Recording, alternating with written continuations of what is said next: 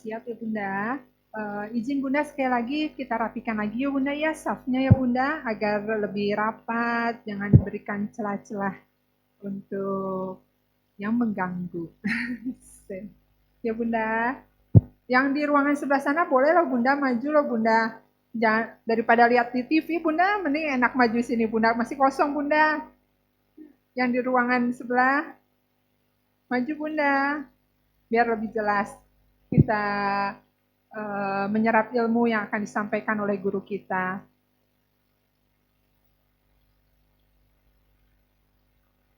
Kepada guru kita, Bapak Ustadz, Pak Ustadz Nunu, dipersilahkan.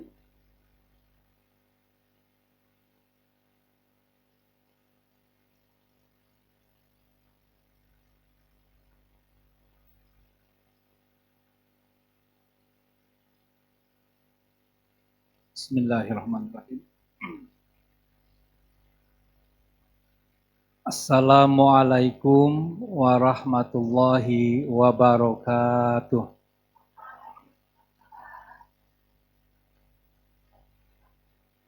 Innal hamdalillah nahmaduhu wa nasta'inuhu wa nastaghfiruh wa na'udzu billahi min syururi anfusina wa min sayyiati a'malina. May yahdihillahu fala mudhillalah wa may yudhlil fala hadiyalah. Asyhadu an la ilaha illallah wahdahu la syarikalah wa asyhadu anna Muhammadan abduhu wa rasuluhu la nabiyya ba'dah. Allahumma sholli wa sallim ala sayyidina Muhammad wa ala alihi wa sahbihi ajmain. Segala puji bagi Allah Rabb semesta alam yang telah memberikan kepada kita berbagai macam kenikmatan. Nikmat bisa mendengar, bisa melihat, bisa merasakan. Nikmat Islam, iman, ihsan, siyam, qiyam. Nikmat sehat, sempat, selamat, sholat, taubat. Nikmat harta, tahta, cinta, cerita, berita, derita, pariwisata. Banyak nikmat yang Allah sudah berikan, mari kita bersyukur kepada Allah dengan mengucapkan Alhamdulillahirabbil alamin.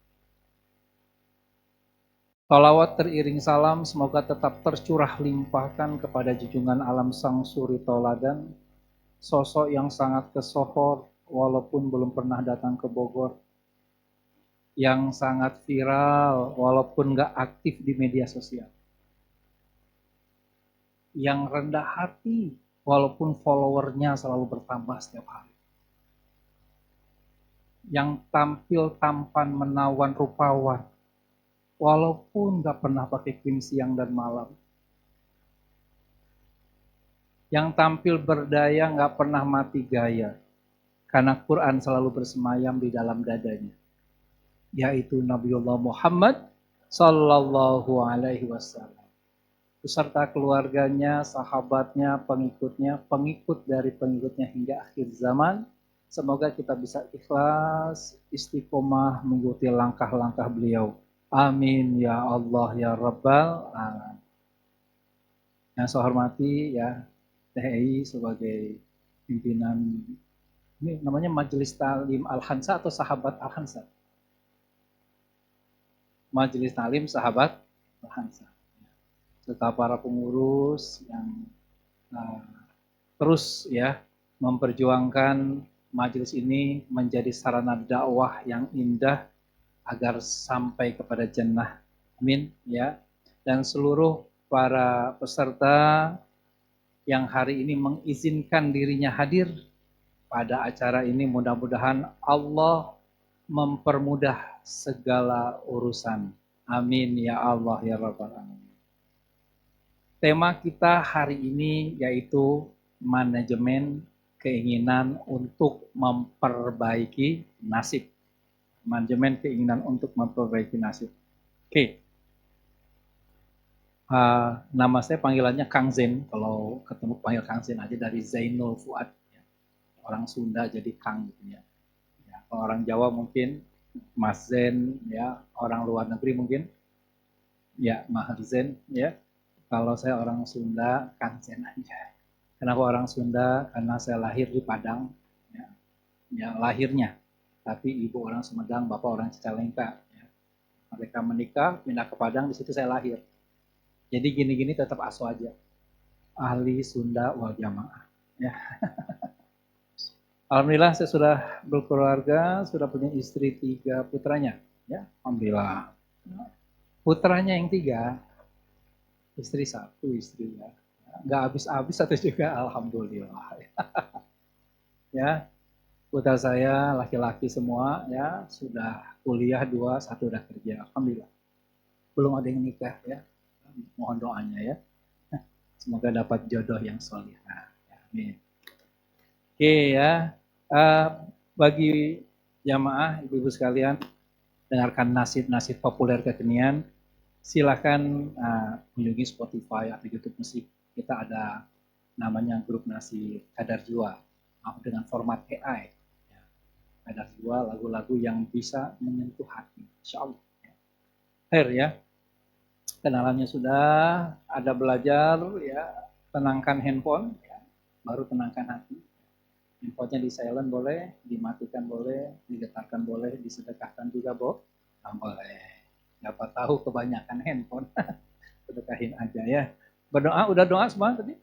Udah ya, jangan sampai tapi doanya Bismillahirrahmanirrahim ahya. Habis kamu, ya nanti tidur pas kajian. Mana hujan-hujan gini ya, hujan rintik-rintik enak ini nih, buat tidur ya. Oke, ya perbanyak zikrullah ya supaya ilmu yang masuknya itu bisa nanti berkah gitu ilmunya. Ya. Jadi jangan kagum sama ilmunya tapi kagum sama yang memiliki ilmunya. Nanti ada sesuatu yang bagus yang saya sampaikan, wah iya ya, lupa bilang masya Allah, kehendak Allah ya supaya berkah. Ya. Berbahagia dan aktif terlibat ya. Gimana biar berbahagia? Selaras antara kenyataan dan keinginan. Itu orang bahagia itu begitu. Ya, kenyataannya sedang di sini, inginkan berada di sini. Pasti bahagia. Kenyataannya sedang di sini, inginnya tiduran di kamar, pasti menderita selama di sini. Kan? Jadi yang bikin kita menderita seringkali apa? Keinginan kita, bukan kenyataan. Maka penting di manage keinginan itu. Ya. Anaknya ini, pengennya punya anak yang kayak gitu, menderita punya anak. Suaminya ini pengennya punya suami yang bikin menderita suami apa keinginan? Oh, keinginan. Ya, keinginan ya. Sehingga keinginan kita perlu di manage ya.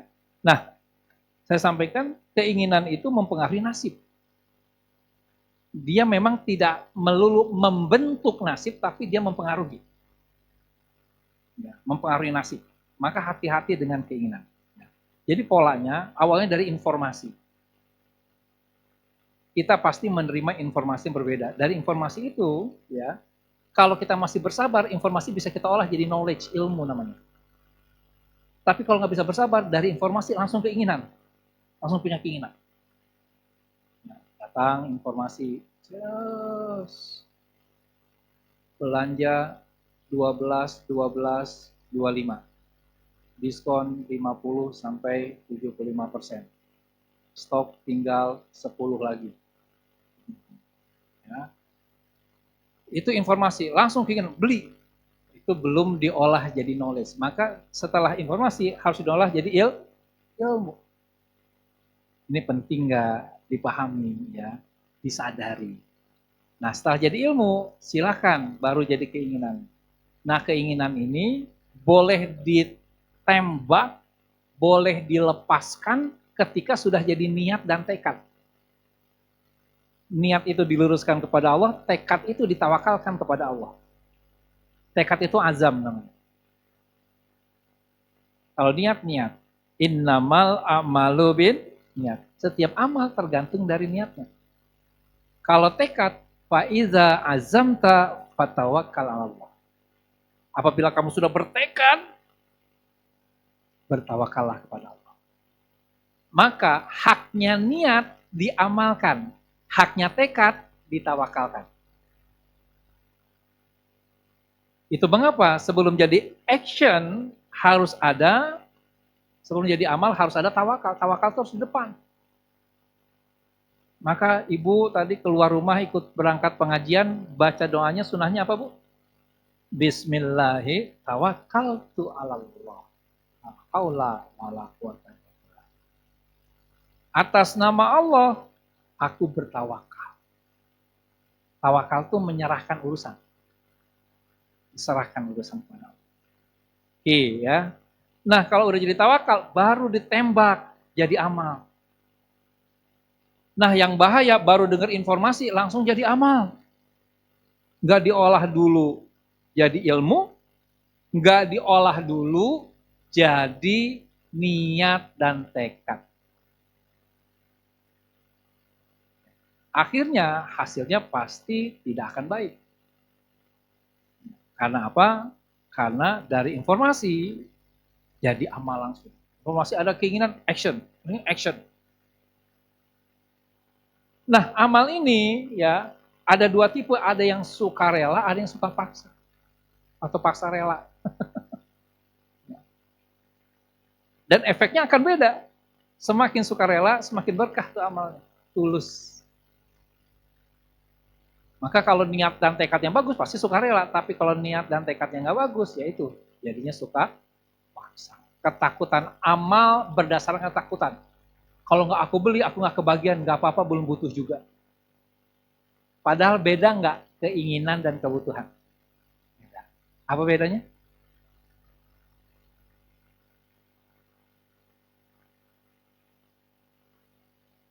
Kalau keinginan, nafsu. Kalau kebutuhan, karena memang butuh. Ya.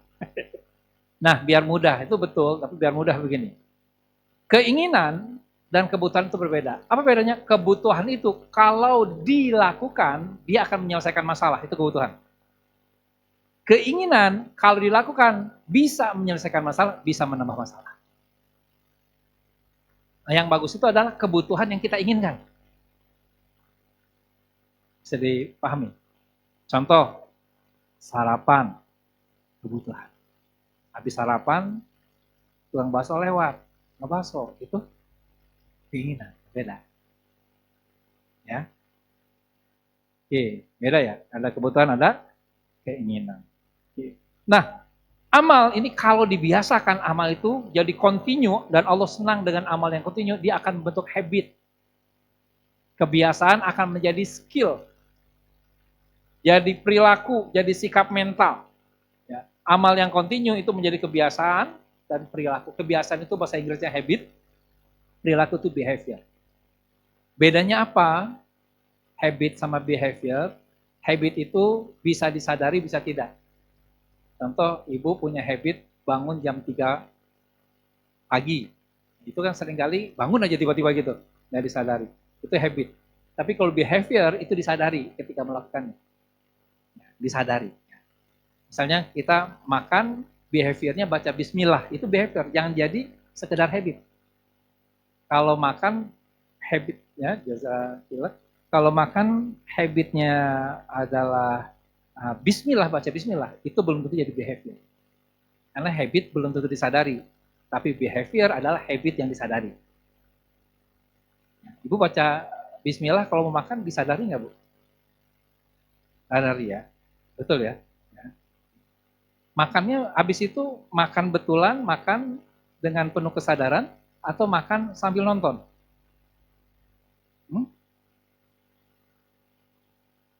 Dinikmati ya? Nah, kunyahnya dinikmati ya. Kenyataan dan keinginan disatukan ya. Minum air putih aja akan sangat nikmat kalau kita sadar.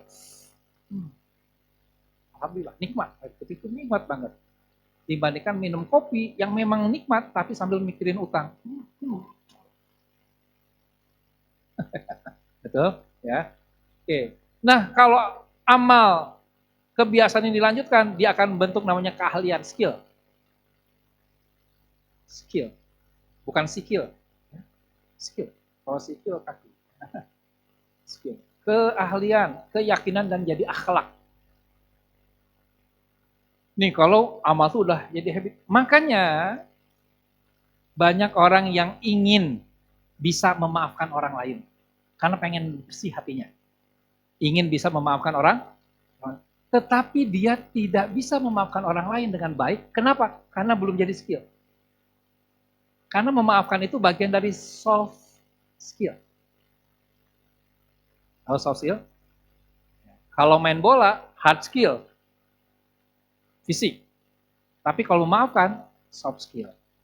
Maka namanya kebiasaan itu minimal dibentuknya minimal 21 hari. Itu minimal. Yang paling bagus sampai 200 hari. Itu ada surveinya. Ya, kebiasaan. Jadi banyak orang latihan nyetir, tapi habis latihan nyetir kan cuma 7 kali ya. Habis itu nggak bisa nyetir. Kenapa? Nggak dibiasain. Kan kalau habis latihan nyetir harus berani ke jalan habis itu sampai 21 hari. Ya, habis itu baru bisa nyaman. Memaafkan juga sama. Izin saya bertanya, siapa di antara ibu di sini yang pengen jadi pribadi pemaaf? Ya. Insya Allah masuk surga. Ya. Nah, pertanyaan saya, ibu pernah nggak meniatkan diri dan mentekadkan diri pengen jadi pribadi pemaaf? Pernah nggak? Dan pernah nggak di-actionkan, dibuat habit minimal 21 hari itu nggak marah sama orang lain?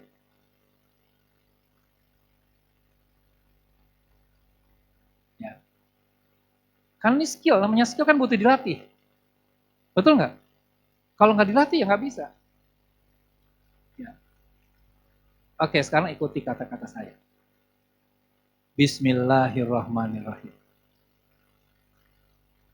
Ya Allah, mulai hari ini saya berniat dan bertekad untuk menjadi pribadi pemaaf.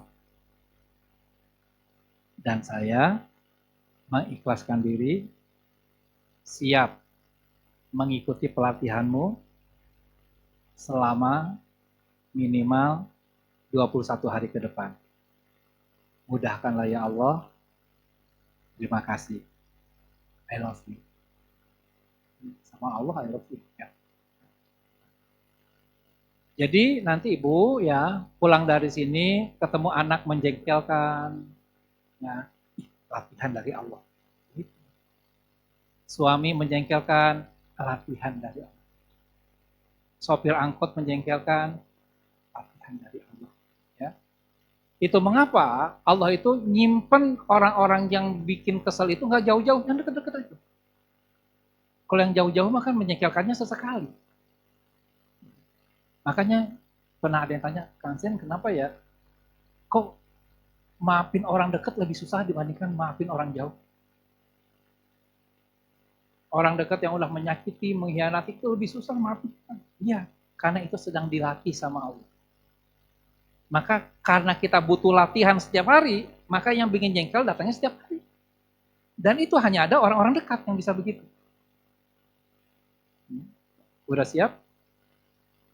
Jadi nggak siap ini kayaknya. Tetap siap ya. Oke ya. Tuh ya. Nah habis itu akhlak ini membentuk nasib. Maka kata Nabi tadi apa? Innamal a'malu bin niat. Setiap amal tergantung dari niatnya. Wa innamal likulli imri'in ma nawa. Dan setiap orang akan mendapatkan nasib sesuai dengan niatnya. Tapi sekali niat aja nggak cukup kalau tidak ditambah tag. Paham tuh? Paham nah, insya Allah. Suryantum. Suryana. Oke ya. Nah, masa depanmu tergantung dari keinginanmu berarti. Kalau keinginannya dieksekusi dengan tepat, dengan baik, hasilnya datang. Jadi apapun yang kita rasakan hari ini, ayah bunda, ya, ayahnya nggak ada ya satu orang, bunda, ya, itu karena memang keinginan-keinginan yang kita pupuk di masa lalu. Ada yang dieksekusi dengan baik, ada yang dieksekusinya dengan biasa. Ada yang sukarela, ada yang lupa paksa. Oke, lanjut. Kenapa manusia mempunyai keinginan yang nggak pernah habis? Siapa yang pernah kehabisan keinginan, ada nggak? Tapi ada Kang Zen orang yang bunuh diri. Nah itu ingin bunuh diri berarti kan? Ingin juga. Ya. Dan manusia itu punya masalah karena keinginan. Punya masalah juga karena tidak punya keinginan. Cek urang Sundama ya, ayat 3 jalmi nu bermasalah, 1 jalmi nu teboga kahayang, 2 jalmi nu loba teuing kahayang, 3 jalmi nu tepuguh kahayang. Yang nggak ngerti istighfar ya. Ngartosnya ya, ngartos ya. Maka keinginan itu pasti ada. Izinkan saya bertanya, yang meletakkan keinginan siapa di hati kita? Allah. Jadi mulai hari ini jangan terlalu mempertentangkan antara keinginan sendiri dan keinginan Allah. Kadang-kadang banyak orang mempertentangkan. Ya, ini keinginan saya, keinginan Allah ya. Ingat, yang meletakkan keinginan saya pun adalah Allah. Disadari aja itu. Disadari. Contoh, ini contoh sederhana nih ya. Makan siang ini kok tiba-tiba pengen ngebahas punya. Tiba-tiba pengen ngebahas soal keinginan. Maka jangan langsung, aku ini punya keinginan, bahaya nih kalau pengen ngebahas terus kan banyak kandungan macam-macam misalnya.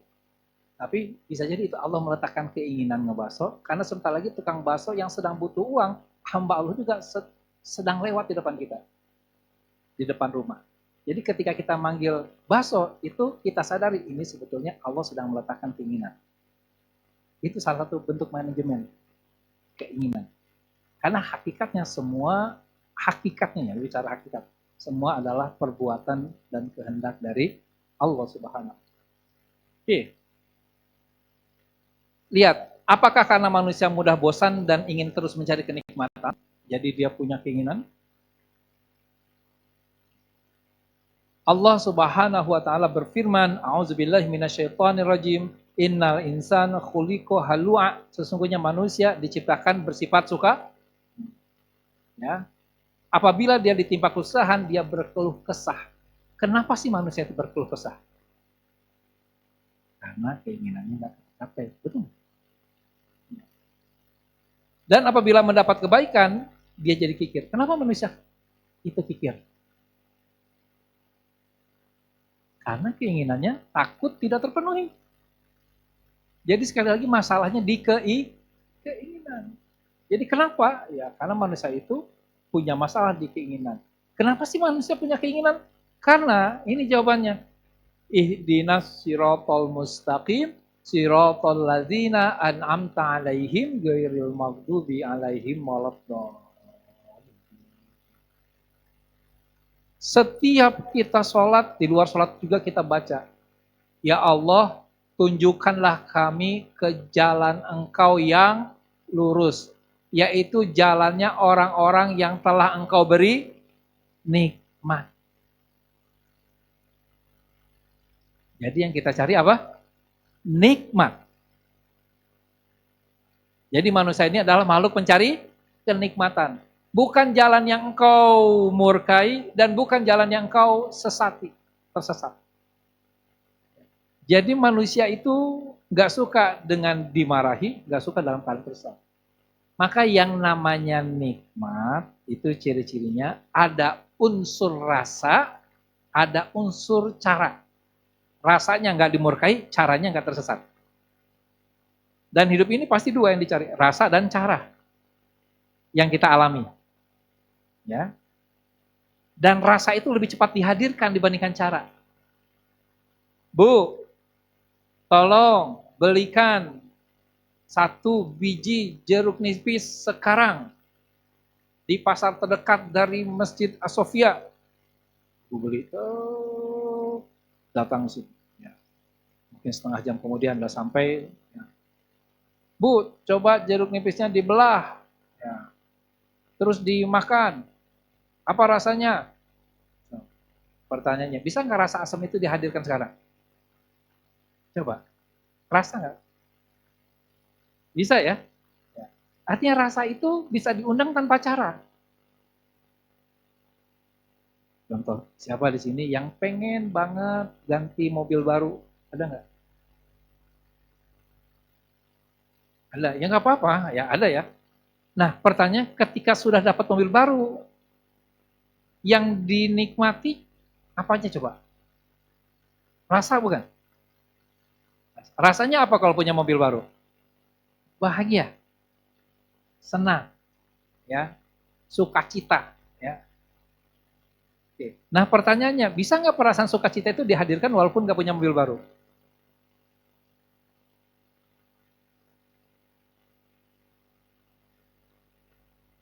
Bisa nggak sebenarnya? Sebetulnya bisa. Karena yang kita cari ujung-ujungnya rasa. Rasa bahagia, sukacita. Bersyukur. Nah itu nikmat. Maka nikmat itu nomor satu rasa dulu, baru cara. Disebutnya goiril magdub dulu. Goiril magdub itu tidak dimurkai kan. Artinya rasa kan, tidak dimarahi. Walab dolim tidak tersesat, artinya cara.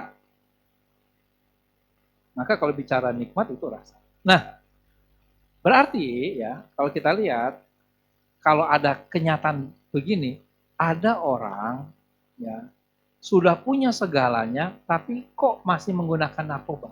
Why? Mobil punya, bagus. Rumah punya, bagus. Istri punya, cantik. Suami punya, ganteng, kaya, tampan. Tapi masih terlibat narkoba, kira-kira kunaon? Kurang bersyukur kepada Allah, syukur nikmatnya kurang. Nah, jadi ini ada pola. Ada pola namanya, kita ini pola namanya hedonic treadmill kalau bahasa psikologinya. Hedonic treadmill. Tahu treadmill ya? Udah gerak sejauh mungkin, tetapnya di situ-situ. Ya. Dan hedonic treadmillnya itu namanya bin. Bosan, ingin, nikmat. Itu manusia. Bosen lah ngapain ya? Ingin ini deh. Terus nikmat. Habis itu bosan lagi nggak? Bosan lagi. Yang udah punya mobil baru, nunggu aja 3 bulan, bosan lagi. Muter-muter terus tuh. Bosan, ingin, nikmat, bosan lagi, ingin lagi, nikmat lagi. Dan hormon yang keluar ketika nikmat itu datang, namanya hormon dopamin. Hormon dopamin. Dan hormon dopamin itu ada dua, satu dopamin basic dopamin, PHASIC, basic, berfase. Basic dopamin, satu lagi basal dopamin, BASAL, dasarnya. Nah, yang bagus untuk kesehatan mental, ya, izin sebentar ya. Bismillahirrahmanirrahim. Yang bagus untuk kesehatan mental itu adalah basal dopamin yang stabil. Kalau dopamin yang sifatnya basic berfase, itu adalah dopamin yang cepat naiknya, cepat habisnya. Makanya bahaya kalau ada orang menikah hanya berdasarkan basic dopamin. Jatuh cinta, kebelet, pengen ketemu terus, ya. Lihat dari notifikasi chat dia aja langsung senangnya luar biasa. Itu ciri-ciri basic dopamin. Setelah nikah, nunggu 3 bulan, udah hilang cintanya. Sebetulnya yang hilang bukan cintanya, dopaminnya hilang. Cintanya mah ada aja sebetulnya dari dulu. Maka yang cintanya berlebihan pas nikah cepet. Itu yang disebut namanya bulan madu. Habis bulan madu akhirnya langsung bulan empedu, ya enggak? Pahit. Kenapa pahit? Ya karena yang dicari dopamin, basic dopamin. Tapi kalau bahasa dopamin, dia nikahnya harus dengan makna, ya, nikahnya harus siap berjuang. Ya. Jadi ibu yang punya anak cowok, ya, jangan sekedar cari pasangan laki-laki yang bikin salting, tapi yang siap tahan banting, nah, begitu. Ya. Tahan banting, ya, penuh mana. Namanya cinta basal itu lebih nikmat, lebih panjang, ya. Oke. Bosan ingin nikmat. Maka keinginan ini penting banget di manage. Ya, kalau nggak di manage, akhirnya nikmatnya nanti yang dicari cuma nikmat yang basic. Maka bosan ini bagus. Bosan ini bagus. Ibu ikut pengajian, dia mulai ada ngantuk-ngantuk, ini ilmunya udah mulai berat masuk nih kan. Nah, tuh. Ya. Itu ada mulai agak bosan, itu sebenarnya bagus bosan itu. Maka kalau pengajian terlalu banyak tertawanya, ya itu jadi nggak bosan, tapi nggak masuk ilmunya. Nggak masuk ya. Tapi serius terus juga, ya nggak bagus juga. Karena manusia itu secara otak itu 15 menit butuh break tuh. Ya, maka Ustadz sekali selingi humor. Sesekali, bukan humor yang ada ceramahnya, tapi ceramah yang ada humornya. Begitu. Ya. Oke. Kita lihat. Nah, ini break.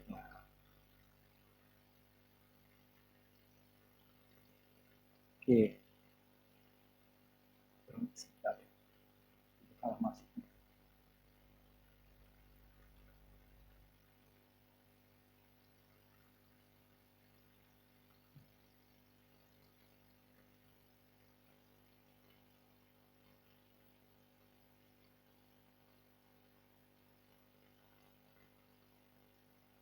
Oke, ya. Ini saja.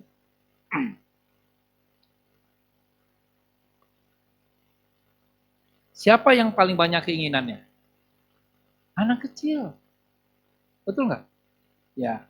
Keinginannya banyaknya nggak mungkin kita lebih banyak, tapi keinginan anak kecil itu walaupun nggak terlalu banyak, dia harus segera dipenuhi anak kecil.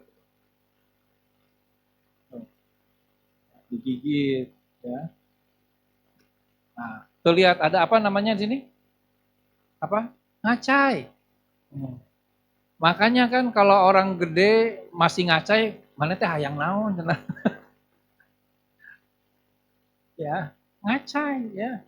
Anak kecil kayak gitu tuh.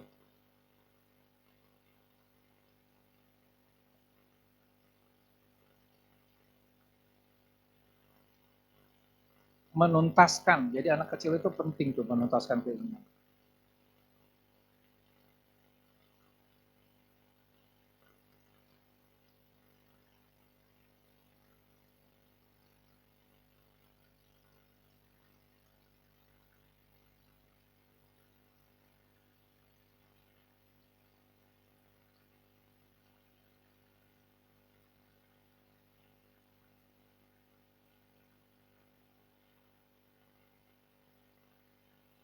Seneng dia ngejar-ngejar kan.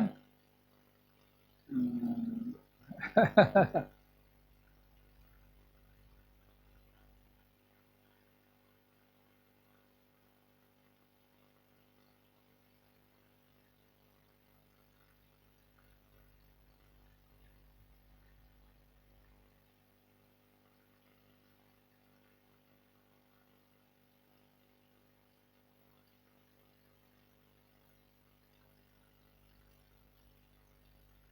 Yang lain juga pada takut ternyata korbannya. Nah, jatuh. Anak kecil tuh begitu, dari sedih, dari apa, dari ketawa bisa langsung nangis banget. Nanti habis nangis ketawa banget. Ya kenapa? Ya itu banyaknya di basic dopamin. Senang-senang banget, sedih-sedih banget. Ada yang begitu di sini, yang dewasa di sini. Nah, berarti kalau ada masih kayak anak kecil. Akhirnya apa? Dia ngambil keputusan ya sudah aku keluar.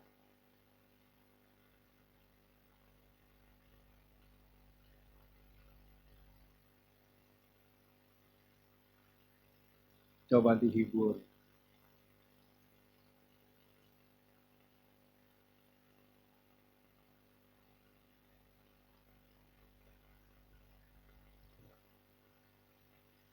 Ambil dilempar. Nah, ini tuh iklan mainannya tuh kuat kalau dilempar sebetulnya gitu. Iklan tersirat kan gitu. Habis itu dicuekin. Malah main sama kotaknya. Tadi dicari-cari. Langsung bosen udah. Udah bosen lagi. Bosen, ingin nikmat bosen. Dicuekin. Gantian mainannya yang ngejar. Ya. Dan anak kecil itu keinginannya sebisa mungkin dituntaskan sebelum usia 7 tahun. Dituntaskan dalam artian keinginan-keinginan waktu kecilnya itu sudah terlatih dituntaskan. Di manage. Inilah pentingnya menuntaskan egonya. Sebetulnya dituntaskan, dieksplor itu adalah ego anak itu. Sehingga apa? Sehingga setelah masuk usia 7 tahun, otaknya udah bisa dipakai dengan nyaman. Karena apa? Sudah tertuntaskan egonya. Kita bilang ini anak nakal dan sebagainya. Padahal bukan nakal, sedang menuntaskan, mengeksplor egonya. Lagian kalau mau dipikir-pikir, kalau nggak tuntas egonya masih kecil, saya khawatirnya udah usia 40 tahun masih nakal. Coba bahaya mana anak nakal dengan bapak-bapak nakal? Bapak nakal kan? Ya, beda ya. Nuansanya aja udah beda. Ya maka yang punya anak laki-laki biar tuntasin ya. Masih nakal kan saya 8 tahun masih nakal ya, itu mungkin waktu masih kecilnya belum dituntaskan, masih sering dilarang. Jangan, serba jangan. Ya. Kansin masa nggak boleh bilang jangan dalam pendidikan? Boleh. Tapi itu jadikan senjata cadangan, jangan dan perintah itu. Ya, senjata cadangan. Bukan senjata awal, belum apa-apa, jangan. Belum apa-apa, jangan. Akhirnya nggak tuntas. Kalau nggak tuntas, ya akhirnya dia menjadi melampiaskannya di masa yang nggak tepat. Ada di masa remaja, rata-rata sih di masa remaja. Maka rata-rata istilahnya kenakalan remaja. Kalau kenakalan bapak-bapak kan udah individual tuh, ya. Kenakalan remaja masih rame-rame. Ya, tawuran gitu kan kenakalan remaja kan. Oke. Jadi keinginan itu setiap orang pasti variasi. Ada yang banyak, ada yang sedikit, ada yang sedang lah gitu ya. Nah, istilah di Quran dan di hadis, keinginan itu yang pertama, yang paling populer namanya hawa nafsu. Sebetulnya bukan hawa nafsu, hawa aja sebetulnya.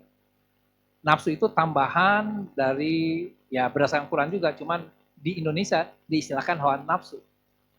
Kalau orang Arab sendiri bilangnya hawa. Hawa dengan huruf besar, hawa. Yang artinya keinginan.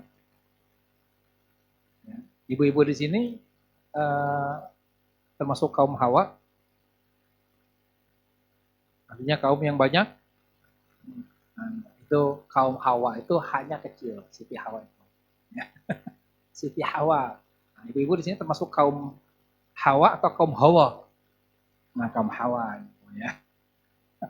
Kaum Hawa ya. Oke. Dorongan besar ya, dorongan dasar dari batin sifatnya netral tapi cenderung negatif. Tapi sifatnya apa? Netral. Jadi orang punya hawa nafsu itu normal bagus. Selama bisa diarahkan kan itu. Nah, naik level kedua, ada namanya hawa nafsu yang bernama syahwat. Juga hawa nafsu, tapi dia namanya syahwat. Kalau hawa nafsu itu lebih dari dalam, kalau syahwat itu udah karena pandangan dari luar. Yang sifatnya materialistik. Benda-benda fisik, itu syahwat. Lihat mobil pengen syahwat. Ya. Lihat lawan jenis pengen syahwat. Lihat duit pengen syahwat. Oke ya. Nah, syahwat, hawa nafsu yang difokuskan ke satu titik namanya ambisi. Fokuskan terus-menerus. Ambisi. Ambisi, ekspektasi yang kuat. Rogiba, fargob. Ya. Berambisi, berharap sangat kuat, ekspektasi intens. Nah, kalau sampai sini jadi amal bahaya, makanya dibersihkan dengan apa? Niat. Jangan ambisi langsung, niatkan. Niat ini sponsor sebuah amal. Yang namanya sponsor itu bukan yang ngasih biaya aja, tapi yang melakukan, yang bertanggung jawab. Yang bertanggung jawab itu niatnya nanti. Maka innamal amalu binniat. Niat. Sponsor yang menjauhi setiap amal. Nah, setelah niat, tekad. Keteguhan hati atau azam untuk mewujudkannya. Nah, udah jadi tekad, baru jadi amal. Baru indah tuh amalnya. Baru indah amalnya. Gini, memanage keinginan. Iya. Nah, kalau hawa nafsu tuh ya ditunda dulu. Ya, ibu lihat belanjaan ini kayaknya penting atau enggak ya? Pengen sih. Udahlah, tunda dulu, masukkan keranjang belanja. Nah, begitu. Itu yang di keranjang belanjanya udah full, itu tanda-tanda pandai menahan hawa. Hah? Jangan sewa pulma karena nggak punya duit buat beli. Belanja. Ya. Tuh. Kalau syahwat itu sebaiknya bukan ditunda, diarahkan kalau syahwat. Syahwat itu diarahkan ya. Jadi contohnya dalam sebuah kisah itu Nabi Muhammad SAW itu ya menyampaikan jika kalian wahai laki-laki ya bertemu dengan seorang wanita lalu punya hasrat maka pulanglah ke rumahmu ketemu istri. Itu berarti syahwat itu diarahkan. Karena kalau ditunda, nggak mudah syahwat. Kalau udah jadi syahwat, udah kelihatan tuh. Itu nggak mudah ya kalau udah jadi syahwat. Kalau hawa nafsu, itu lebih kepada tazkiyatun nafs. Kalau syahwat diarahkan. Izzah ya, dijaga izzah. Kemudian ambisi ya, sama dengan syahwat ya. Itu gabungan antara ditunda dan diarah. Nah, dibersihkan dengan cara niat, diarahkan kepada Allah semuanya, ya, dan tekad ditawakalkan kepada Allah. Kita bahas yang pertama, hawa nafsu. Allah Subhanahu wa taala berfirman, ya, A'udzubillahi minasyaitonirrajim, wa amma man khafa maqama rabbih wa nahan nafsa 'anil hawa, fa innal jannata hiyal ma'wa. Adapun orang-orang yang takut pada makom Tuhannya, ini makom di sini artinya kebesaran, ya, level yang tertinggi dari Tuhannya, ya, dan menahan diri. Jadi caranya kalau ketemu hawa, anil hawa, yaitu ditahan, menahan diri. Jadi kalau ketemu hawa, hawa ini artinya apa tadi? Keinginan. Itu sebabnya fa innal jannata hiyal mawa. Sesungguhnya surgalah tempatnya. Oke, pertanyaannya. Oke ya, pertanyaannya. Menahan hawa. Jadi itu istilahnya ya. Kalau dilengkapi namanya jadi menahan hawa nafsu, itu lebih lengkap. Jangan katakan menahan nafsu. Ya, nafsu nggak bisa ditahan, orang ada nafsu itu kan artinya diri. Hawa itu keinginan. Kita kadang-kadang sering bilangnya menahan nafsu.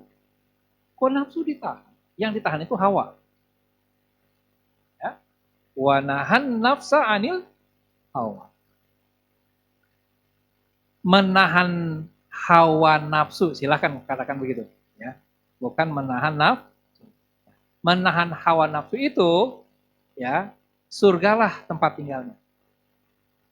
Jadi pertanyaan saya, menahan hawa nafsu itu nikmat atau menderita? Harusnya nikmat, karena tempat tinggalnya di mana? Di surga. Aneh nggak kalau ada orang menahan hawa nafsu menderita? Ya, harusnya menahan hawa nafsu itu nikmat. Kenapa? Innallaha ma'as sabirin. Sesungguhnya Allah bersama orang-orang yang sabar. Ada nggak ayat Al-Quran yang mengatakan sesungguhnya Allah bersama orang-orang yang menderita? Hah? Coba cari. Jangan. Bahkan Allah bilang, la tahzan, innallaha ma'ana. Kalau kamu pengen bersama aku, jangan sedih. Gitu. Kalau kamu sedih, berarti nggak bersama aku. Gitu. Berarti ya, menahan hawa nafsu ini bagian dari sabar, dan itu rasanya seperti di surga. Nah, ngamalinnya gimana coba? Yang kita tahu menahan hawa nafsu itu menderita. Bersabar itu menderita. Sampai kapan aku harus bersabar? Seolah-olah sampai kapan aku harus bersamamu ya Allah? Kan innallaha ma'as sabirin. Sebenarnya Allah bersama orang-orang yang sabar. Kan aneh kalau kita nanya gitu. Sampai kapan aku harus bersamamu ya Allah? Sabar juga artinya menahan secara bahasa. Oke. Ya. Allah berfirman surat Al-Mu'minun ayat 1, A'udzubillahi minasyaitonirrajim. Walau ittaba'al haqqu asyraku ahwa'ahum la fasadatis samawati wal ardu wa man fihin. Ya. Seandainya kebenaran itu menuruti hawa nafsu, kita sampai situ saja, keinginan, ya, niscaya, ya, binasalah langit dan bumi serta semua yang ada di dalamnya. Jadi kalau setiap orang itu terpenuhi keinginannya, langit dan bumi akan binasa. Terpenuhi keinginannya untuk misalkan menggunduli hutan, misalkan. Binasa enggak? Binasa. Jadi yang bikin binasa itu apa? Keinginan. Jadi ibu-ibu kalau punya keinginan nggak tercapai, itu berarti ibu sudah memelihara bumi. Memelihara semesta. Ya. Maka kalau kita punya 100 keinginan, tercapai 30 keinginan, alhamdulillah. Yang 70%-nya investasi buat menyelamatkan, melestarikan semesta. Seandainya kebenaran itu menuruti keinginan, niscayalah binasa langit dan bumi serta semua yang ada di dalamnya. Contoh, ada orang sedang naik motor, terus hujan turun. Belum hujan turun, terus mendung. Pertanyaan saya, keinginan orang yang naik motor itu apa? Enggak hujan, hujan masih mendung. Apa? Enggak hujan keinginannya. 3 kilo di depan di mana pemotor itu akan lewat, ada orang jualan jas hujan. Keinginannya apa? Nah, keinginan mana yang akan dipenuhi oleh Allah? Ternyata hujan. Ketika hujan, keinginan pemotor itu tidak terpenuhi kan? Tetapi dia sudah berinvestasi ke semesta, ada orang-orang yang keinginannya terpenuhi. Berarti sedekah enggak itu? Sedekah. Berarti kalau kita punya keinginan, silakan. Enggak terpenuhi, sedekah. Alam semesta. Terpenuhi, alhamdulillah. Jadi yang bikin hancur itu, ya itu. Kita lihat video ini.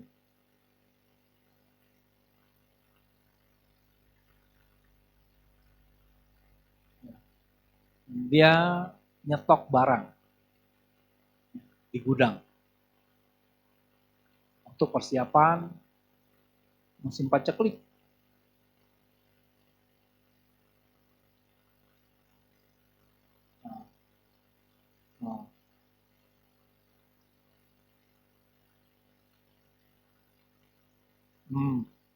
Oh ya.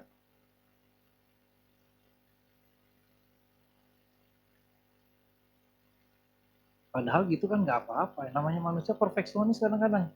Harus rapi, sempurna. Mulai marah, kesel.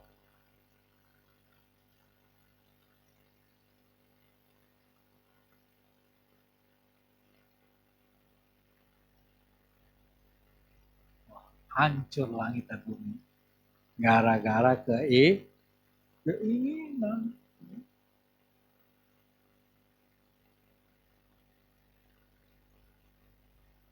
Ya. Tuh ya. Itu biji gelondongannya turun.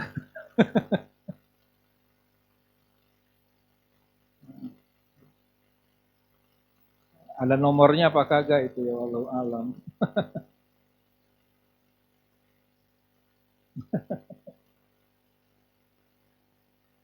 Begitu ya. Hidup ini susah karena keinginan. Nggak punya keinginan juga susah. Itu sebabnya perlu di-manage keinginan itu. Bukan dihilangkan, tapi diarahkan, ditunda.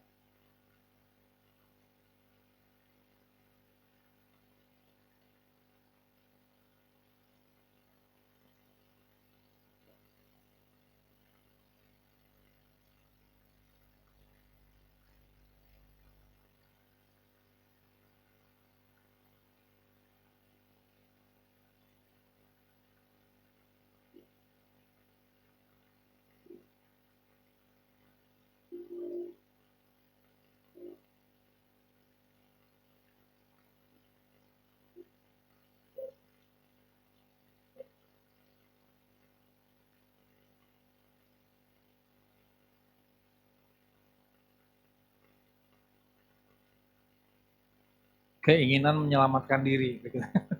Keinginan juga.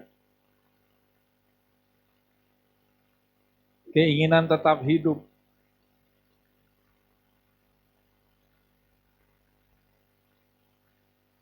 Wah, bom atom Hiroshima.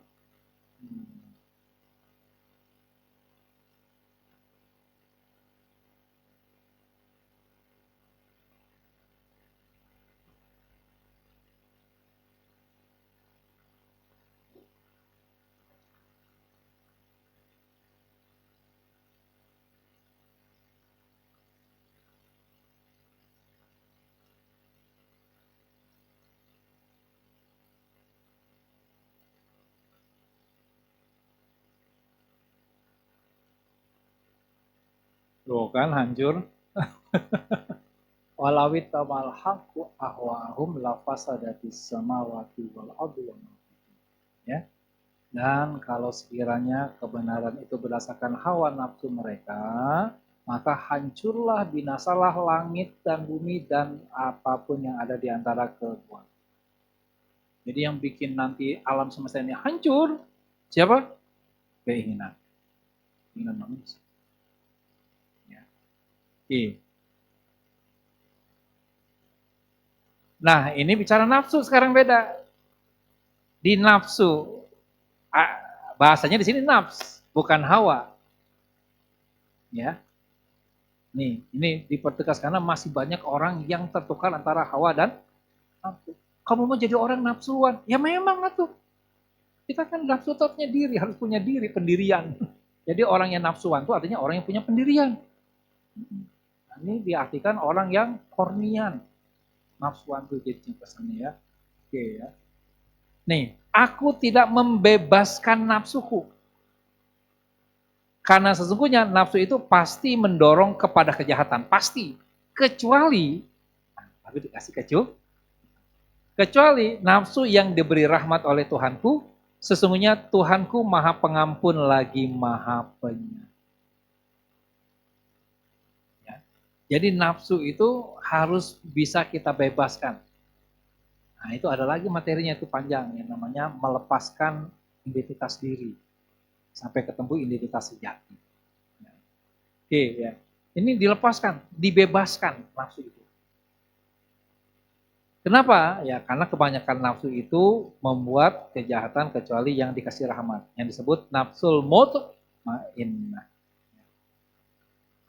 Dari Abu Muhammad Abdullah bin Amr bin Ash radhiyallahu anhu berkata, Rasulullah Shallallahu alaihi wasallam bersabda, tidak beriman seorang dari kalian hingga hawa nafsunya mengikuti apa yang aku bawa.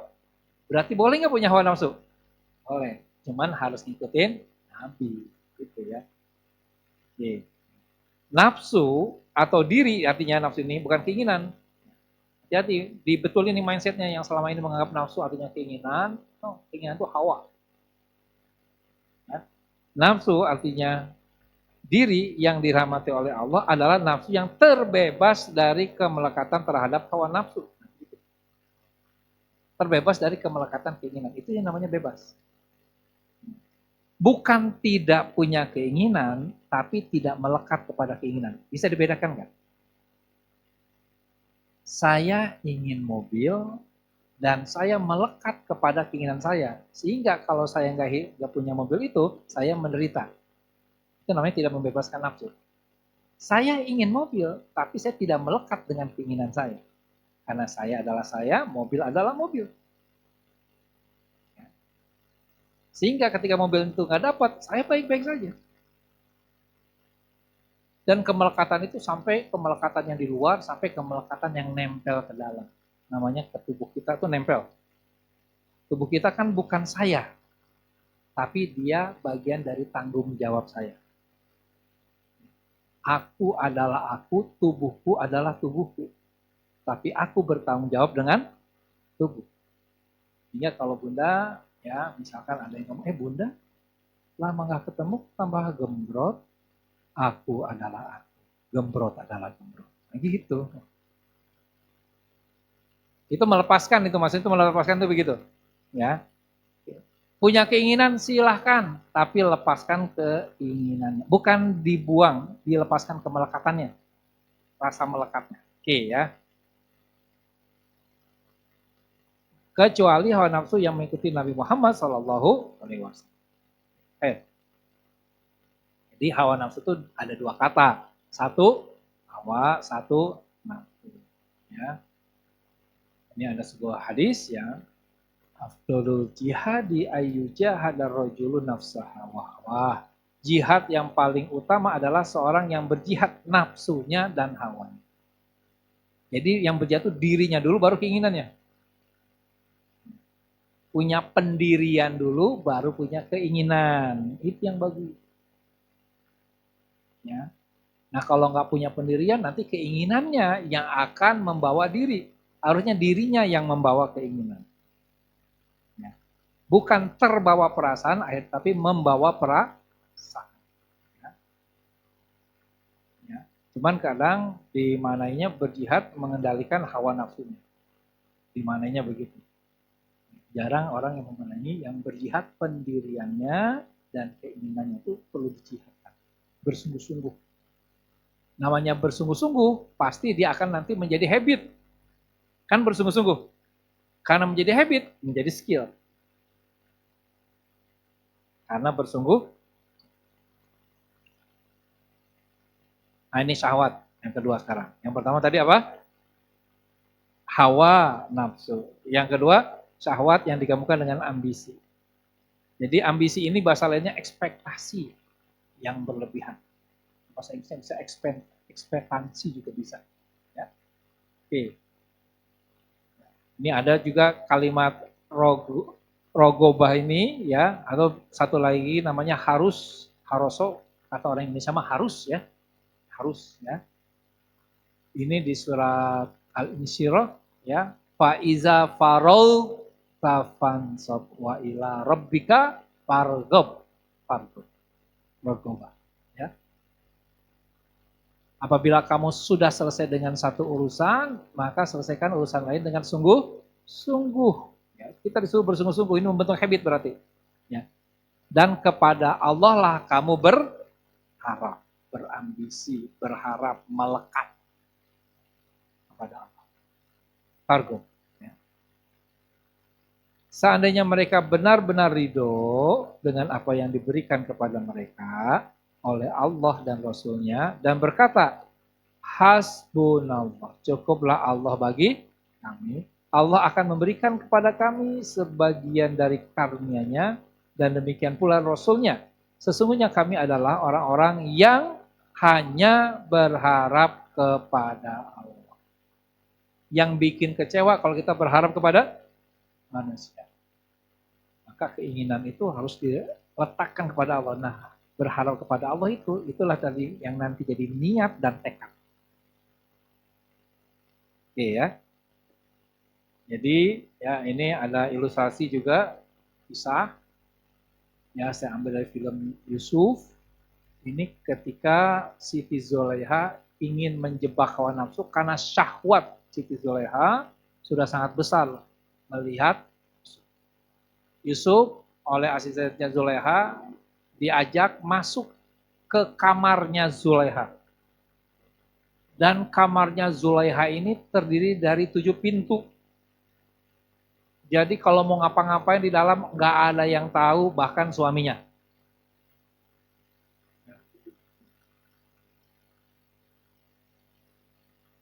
Kuncinya juga dijaga oleh Zulaikha. Kunci satu persatu. 7 pintu. Nah udah mulai curiga tuh. Yusuf penurut. Tapi karena apa? Maksiat ya, dia lebih berharap kepada Allah. Ambisinya yang secara naluriah ada ke Zulaikha, tapi difokuskan hanya kepada Allah. Jadi selamat.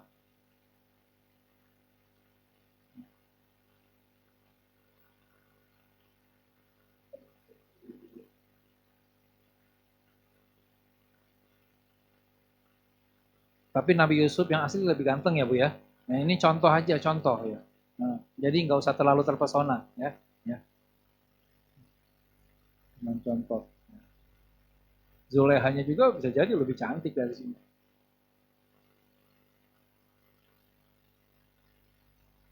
Kunci.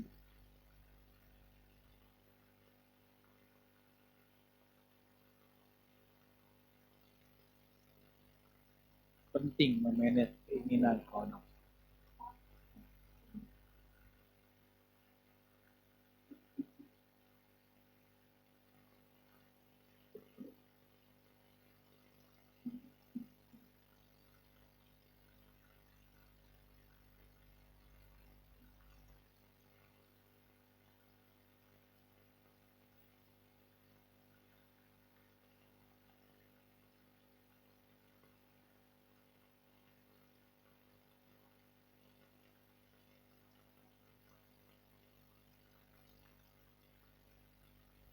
Negosiasi dulu. Perintahkan aku dan akan kepada.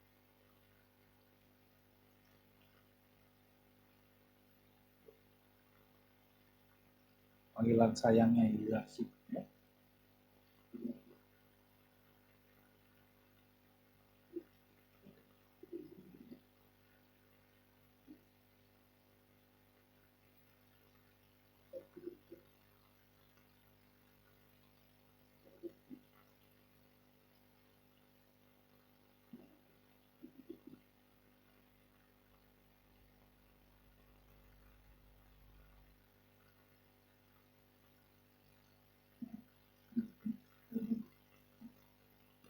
Ceritanya setan yang bisik-bisikinya.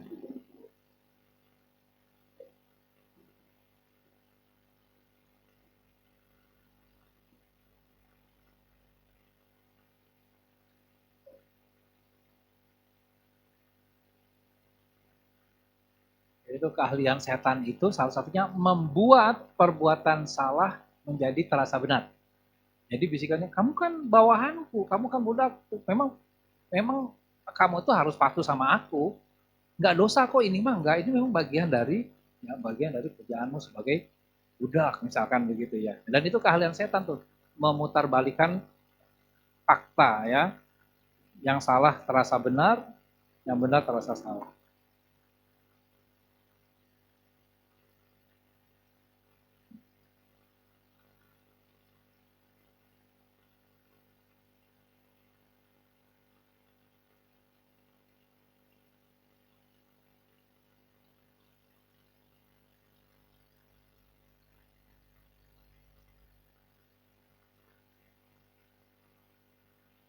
Akhirnya Tuhannya si Siti Zaleha ditutup biar nggak lihat.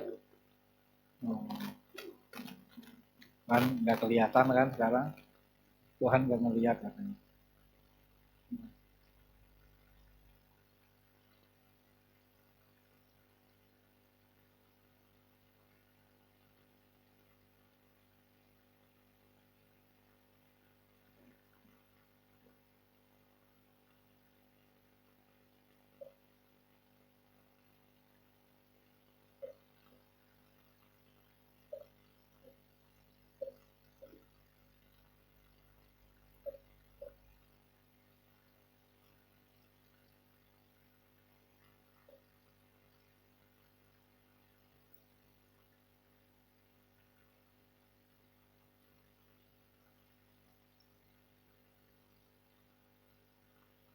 Kelihatan wajah setannya.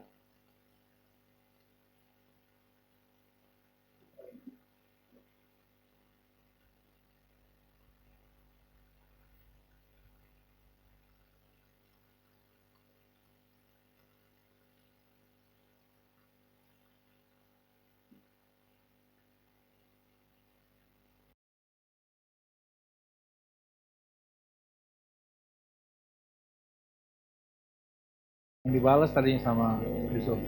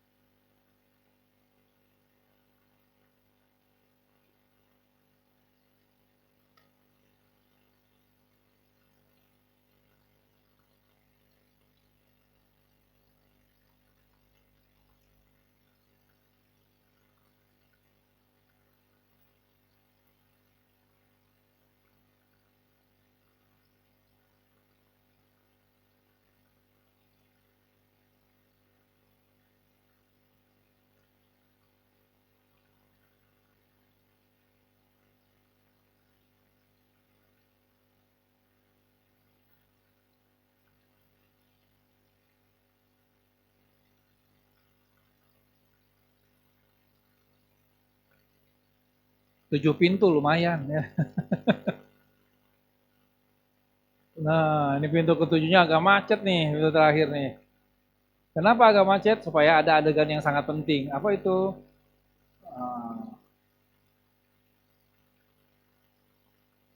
Wah, udah ada suaminya depan.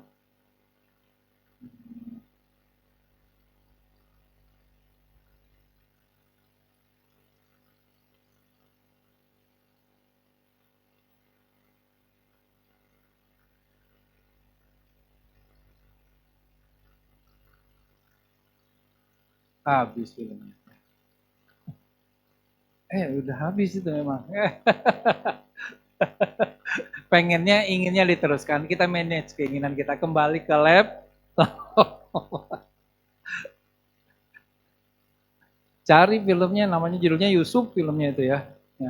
Ada 40 episode berapa nggak salah? Kayak sinetron gitu. 40 episode ya. 40 apa 30 lupa saya. Yang 40 mah Umar. Film Umar. Saya pernah nonton, bagus ya. Cuman memang dia masih ada unsur-unsur kisah-kisah Israiliyatnya.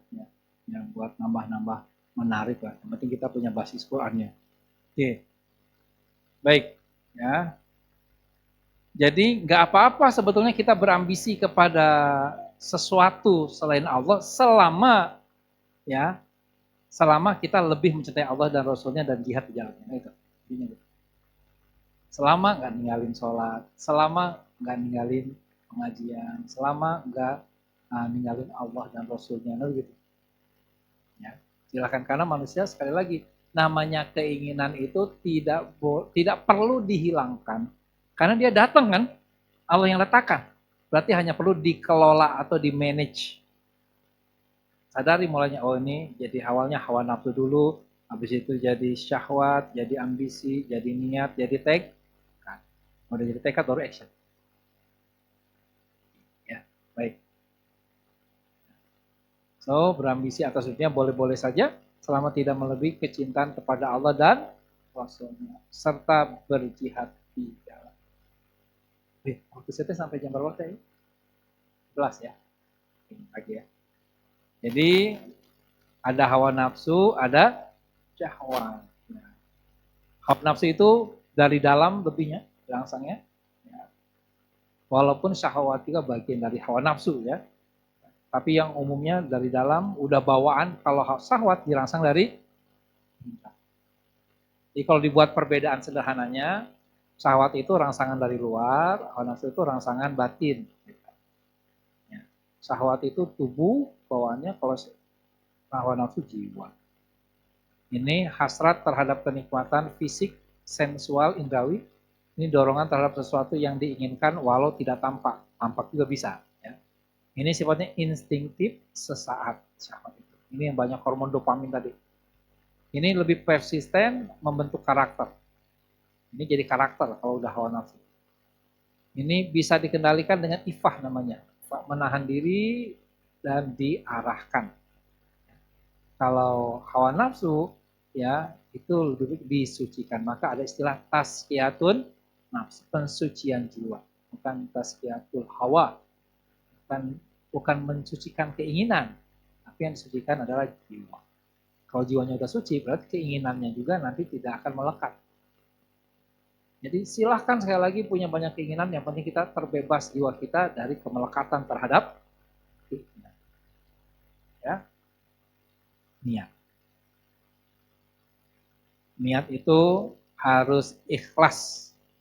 Wa ma umiru illa liya'budullaha mukhlishina lahuddin. Padahal mereka tidak diperintahkan kecuali untuk mengabdi kepada Allah dengan seikhlas-ikhlasnya pada agama yang lurus. Nah, di hadisnya tadi innamal amalu bin niat wa innamal likulli imri'in ma nawa. Faman kanat hijratuhu ilallahi wa rasulih wa hijratuhu ilallahi wa rasulih. Nah, lanjutkan ayat. Barang siapa? Hadisnya ya. Yang berhijrahnya karena Allah dan Rasulnya, maka hijrahnya untuk Allah dan Rasulnya. Dan barang siapa yang hijrahnya karena dunia yang diinginkannya, atau wanita yang ingin dinikahinya, maka hijrahnya itu untuk. Jadi sekali lagi kita mendapatkan apa yang kita inginkan. Jadi niat yang ikhlas itu apa? Ciri-cirinya untuk Allah dengan mengikuti Rasulullah. Ya, hadisnya kan gitu ya. Illallahi wa rasulih. Jadi dimaknainya adalah untuk Allah dengan cara Rasulullah. Oke. Jadi pemetaan kualitas niat seseorang dalam beramal, yang pertama tadi untuk Allah, berarti kebalikannya untuk makhluk. Kemudian mengikuti Rasulullah, kebalikannya mengikuti hawa nafsu. Yang bagus itu nomor satu tadi nih, untuk Allah, mengikuti Rasulullah. Inilah yang disebut niat yang ikhlas. Untuk Allah, untuk Rasulullah. Kalau nomor dua, untuk Allah tapi ngikutin hawa nafsu. Ya ini mah tidak ikhlas. Karena ngikutin hawa nafsu.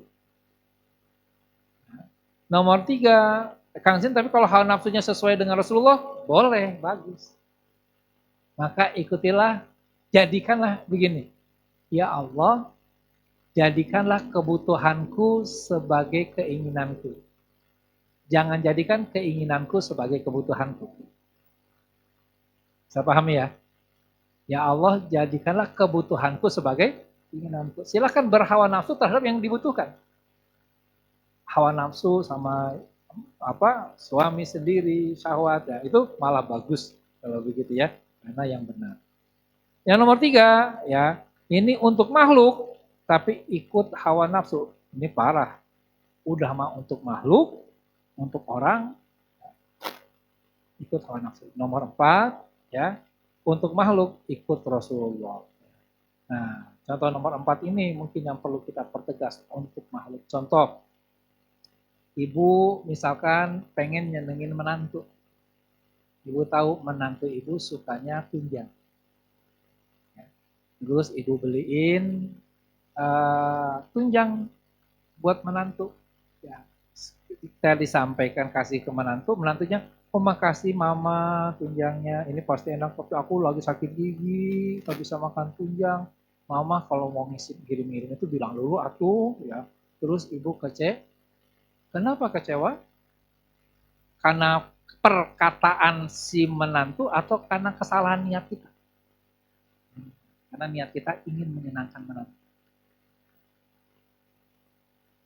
Tapi kalau karena Allah, mungkin kecewa dikit, habis itu ikhlas. Sudah, ya nggak apa-apa. Lain kali insya Allah, mama bilang-bilang dulu kalau mengirim ya. Selesai. Udah terlatih memaafkan. Ingat yang sering menyakiti orang dekat, termasuk menantu. Ini lihat nih, banyak wajah-wajah yang disakiti oleh menantu. Ya, oke. Terakhir, tekad atau azam. Ketika ayat cinta, ketika cinta bertasbih. Mainnya azam kan namanya. Tuh ini ya, faiza azamta fatawakal ala Allah. Sini fokus kalimatnya. Apabila kamu sudah berazam, bertekad bulat, azam ya, pakai ain sebetulnya, fatawakal ala Allah. Maka bertawakallah kepada Allah. Innallaha yuhibbul. Sesungguhnya Allah mencintai orang-orang yang bertakwa. Salah satu cara dicintai Allah adalah bertawakal kepada Allah. Bertawakal itu menyerahkan urusan. Ya Allah, ini aku serahkan urusan itu kepada Engkau ya Allah. Ya Allah, aku serahkan amal ini kepada Engkau ya Allah. Jadi bertawakal dulu baru beramal. Jangan beramal, mentok, baru bertawakal. Kalau kita nunggu amal mentok baru bertawakal, maka wajar kita sering mentok amalnya. Supaya disuruh tawakal.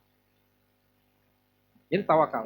Doa keluar rumah kan langsung bismillahi tawakal. Padahal belum beres amalnya, ya enggak? Tapi tawakalnya udah dari awal. Udah punya azam keluar rumah, tawakal.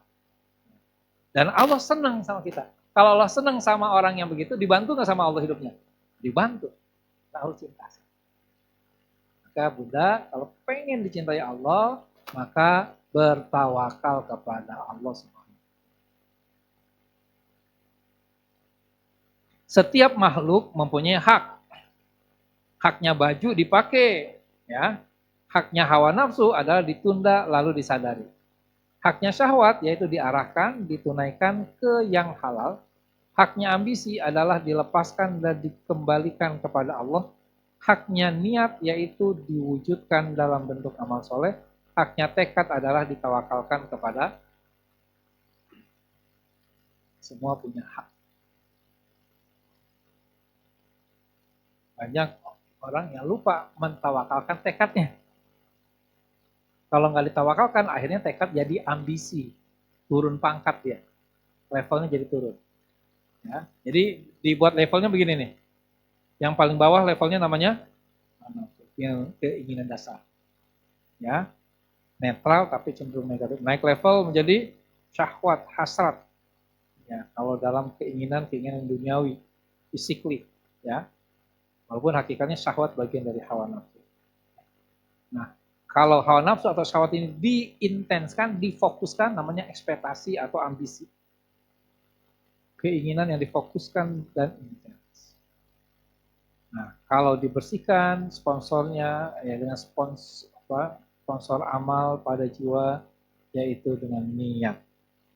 Ini tadi bagian dari mulai dari tazkiyatun nafs di sini mulai. Sponsor utama yang menjiwai suatu amal.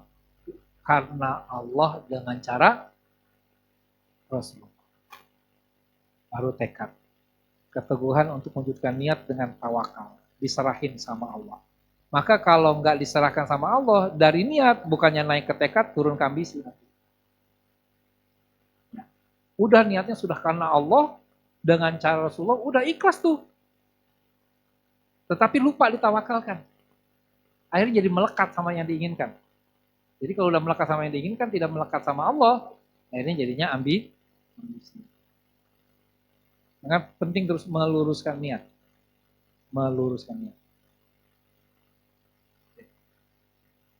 Oke. Nah, ini biar lebih jelas ya. Lagi. Jadi hawa nafsu itu sumber dorongannya dorongan batin, sering tak terkendali, netral tapi cenderung negatif, ingin segera dipenuhi dan sering bertahan lama. Ya, contoh dan haknya marah, iri, malas, ingin sukses, ingin kaya. Haknya apa? Ditunda dan disadari. Atau bahasa lainnya tazkiyatun nafs bagian dari disadari itu. Lakukan tazkiyatun syahwat, hasrat, ya, hawa nafsu yang dirangsang dari luar. Positif bila sesuai syariat, setelah dipenuhi, ciri-cirinya terasa tuntas. Nah, biasanya tadi hormon dopamin tuh. Makan enak, seks, kesenangan, haknya syahwat diarahkan ke yang halal. Ya. Ambisi, keinginan yang intens, misalnya ekspektasi, ya. Ambisi duniawi akan menegangkan jiwa, kalau ambisinya kepada Allah akan menenangkan jiwa. Ambisi ini kemelekatan tadi. Fokus sama satu itu aja. Nah, ini kalau melekatnya sama Allah, tenang. Melekatnya sama makhluk, tegang. Nah, mengejar ridho manusia, ini tegang. Mengejar ridho Allah, tenang. Haknya ambisi dilepaskan dan dikembalikan kepada Allah. Lepasin melekatannya. Kemudian niat, ya, untuk siapa dan dengan cara siapa itu niat. Untuk Allah dengan cara Allah. Niat dengan cara Rasulullah SAW. Niat yang ikhlas membuat amal soleh jadi bernilai ibadah. Ciri-cirinya terasa ringan. Maka sukarela, bukan suka. Saya ikhlas kok. Berarti tidak ikhlas. Apalagi udah beramal, dituduh gak ikhlas, marah, itu memang gak ikhlas. Dituduh orang yang ikhlas, dituduh gak ikhlas, bersyukur. Alhamdulillah, padahal gak lihat. Mudah-mudahan ini jadi tanda-tanda diterimanya amal. Ya. Contoh, ya, mencari nafkah halal dengan ikhlas. Ya. Gak boleh mencari nafkah dengan cara yang salah. Kamu kenapa berjudi? Ya kalau menang, ini mau bangun masjid, itu gak boleh ya. Haknya niat dijadikan amal soleh, bukan dijadikan amal salah. Gitu. Niatnya bagus membangun masjid, tapi amalnya salah. Ya. Tekad ini azam, niat yang dieksekusi dengan teguh. Tabah, sabar, positif dan berdaya, kecuali ya memang tekadnya salah tadi ya, turun lagi ke ambisi. Hati tenang, mampu menikmati proses. Istiqomah berjuang, ini bagian dari tekad ya. Haknya azam ditawakalkan kepada Baik, Ibu Majelis Ta'lim Sahabat Al-Ansar rahimahullah, demikian materi hari ini saya kembalikan. Ini tanya jawab apa langsung gimana? Saya kembalikan dulu kepada MC ya. Assalamualaikum warahmatullahi wabarakatuh.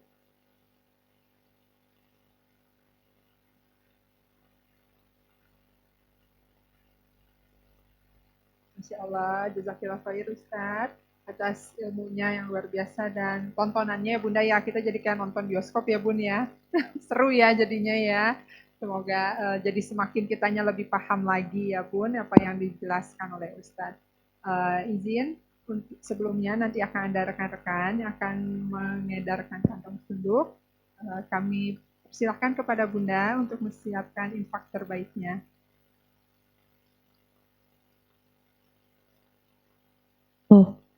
Allahumma sholli ala Allahumma sholli wa sallim wa barik alaihi. Hasbi Rabbi Jalallah ma fi qalbi Ghairullah Nur Muhammad Sallallahu La ilaha illallah Hasbi Rabbi Jalallah ma fi qalbi Ghairullah Nur Muhammad Sallallahu La ilaha illallah Allahumma salli wa sallim wa barik alaihi.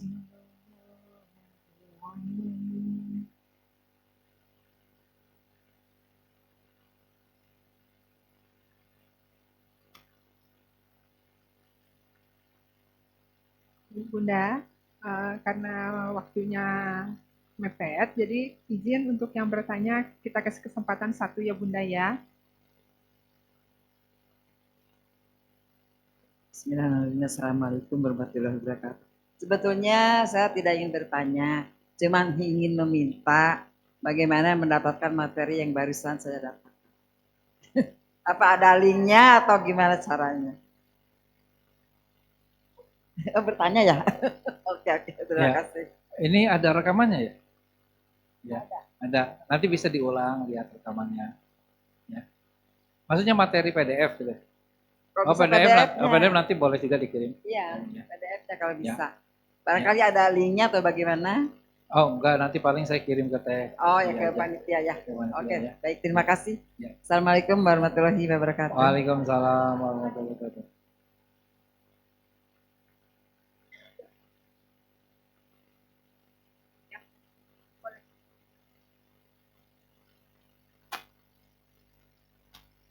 Bismillahirrahmanirrahim. Assalamualaikum warahmatullahi wabarakatuh. Waalaikumsalam.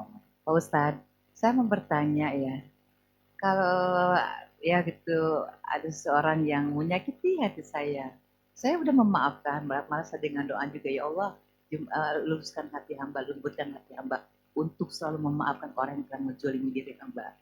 Tapi kenapa kalau rekaman itu selalu ada gitu Pak Ustadz? Apakah itu termasuk tidak ikhlas? Mohon maaf ya. Kalau saya tahu saya tidak mungkin bertanya sama Pak Ustadz ya.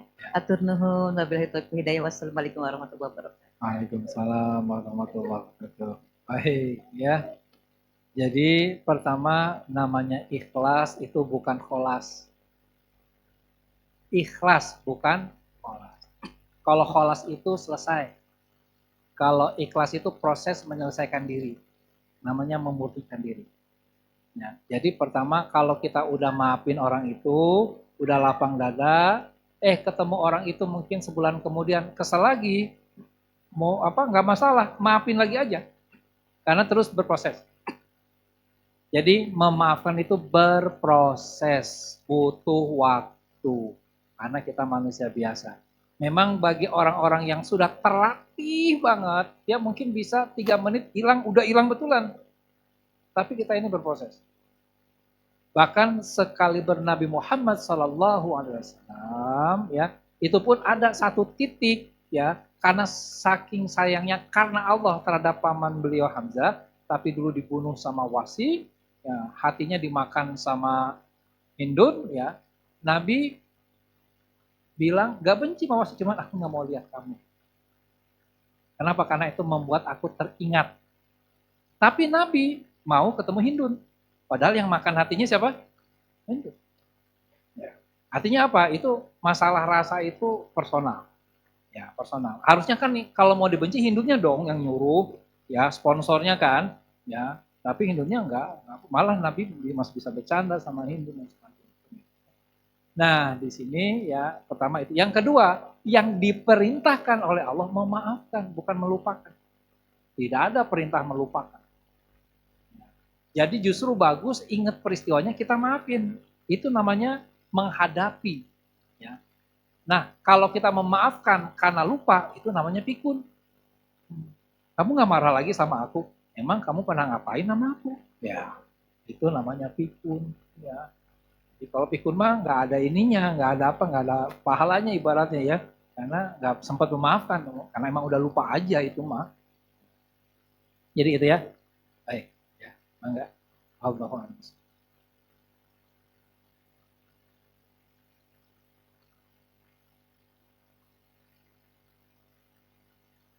Boleh ya? Bismillahirrahmanirrahim. Assalamualaikum warahmatullahi wabarakatuh Pak Ustadz. Luar biasa ini. Judulnya tuh kayaknya untuk yang kita sehari-hari, tapi ternyata secara teori banyak sekali itu klik yang harus kita amalkan. Insya Allah tentunya terima kasih. Cuma bayangannya ini kalau lihat judul tuh kan ya, manajemen keinginan untuk memperbaiki nasib. Nah, yang kalau saya bayangkan nasib tuh mungkin ya upayanya untuk memperbaiki ada 2 arah ya. Untuk yang nasib yang arah untuk akhirat dan untuk dunia gitu ya. Sehingga keinginan-keinginannya juga atau apa yang harus tekad atau niat yang dilakukan ada 2 grup seperti itu.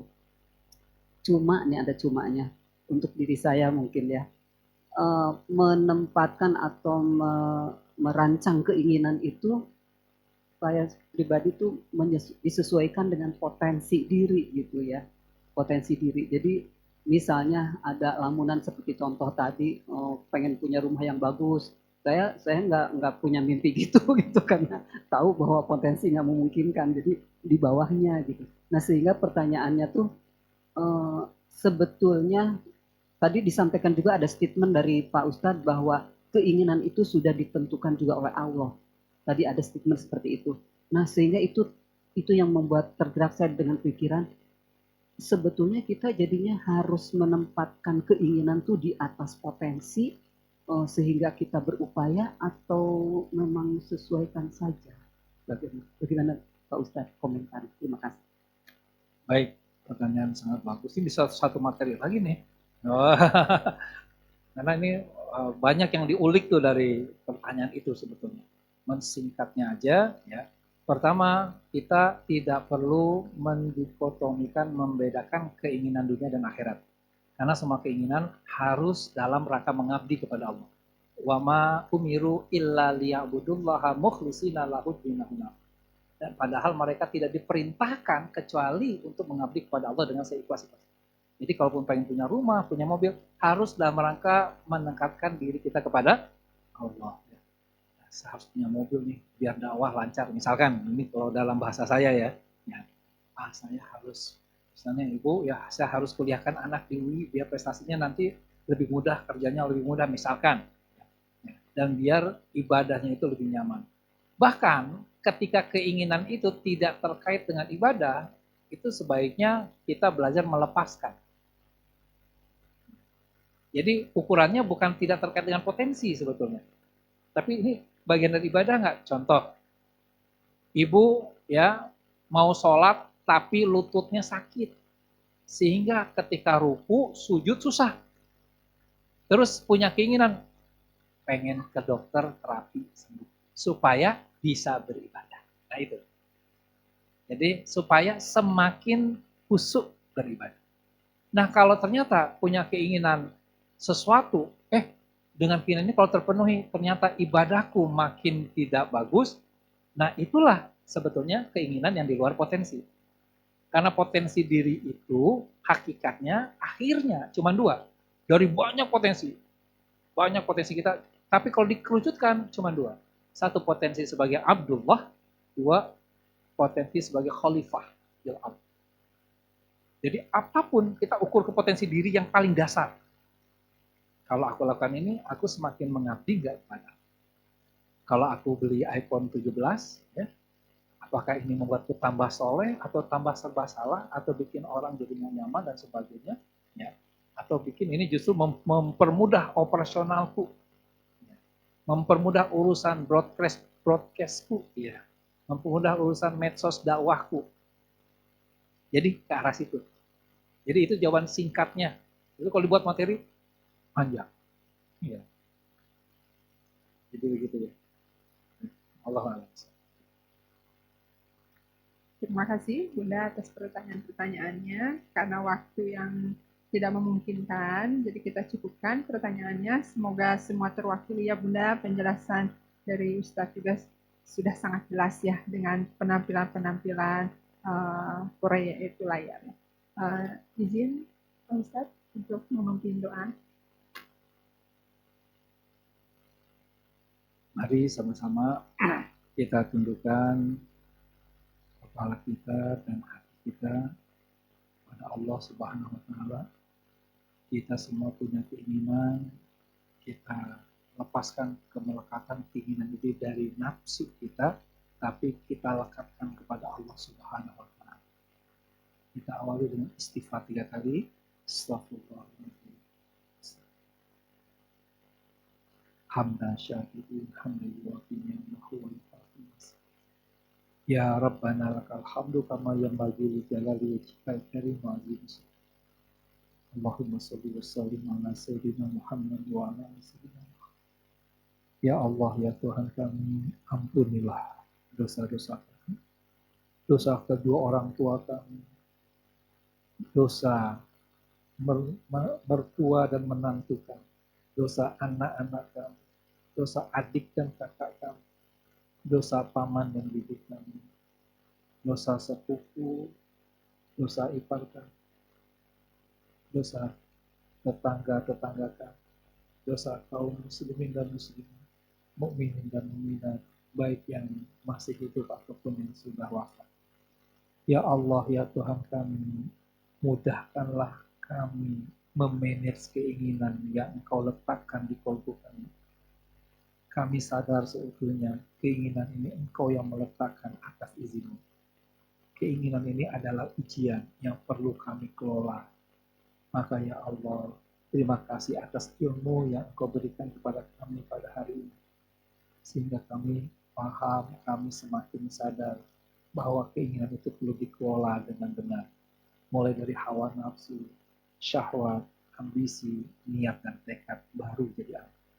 Ya Allah, berikanlah kami kesabaran untuk mampu menahan diri berproses dengan nikmat bersama takdir-Mu. Sehingga setiap keinginan yang kami lakukan menjadi amal, bisa menjadi amal yang soleh, bisa menjadi kebiasaan yang soleh, bisa menjadi skill yang bermanfaat, bisa menjadi akhlak yang mulia, dan bisa memperbaiki nasib kami dunia dan akhirat. Ya Allah, ya Tuhan kami, berikanlah kepada kami kepahaman, kesadaran, agar kami semakin mudah mengelola keinginan kami, agar kami nasibnya semakin membaik.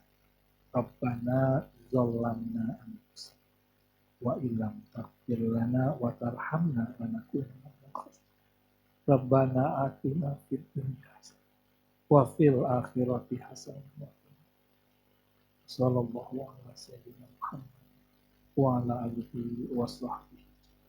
Subhana rabbika rabbil izzati amma yasifun. Wassalamun ala mursalin walhamdulillah. Assalamualaikum warahmatullahi wabarakatuh. Warahmatullahi wabarakatuh. Bunda, izin untuk pekan depan kita akan kajian di hari Selasa ya Bunda, tanggal 23 di Al-Hikmah Cimanggu dengan guru kita Ustadz Fatih Karim. Baik Bunda, jazakumullah khair atas kehadirannya. Mari kita tutup majelis ini dengan doa penutup majelis. Subhanakallahumma wa bihamdika asyhadu alla ilaha anta astaghfiruka wa atubu ilaik. Wabillahi taufiq wal hidayah. Assalamualaikum warahmatullahi wabarakatuh.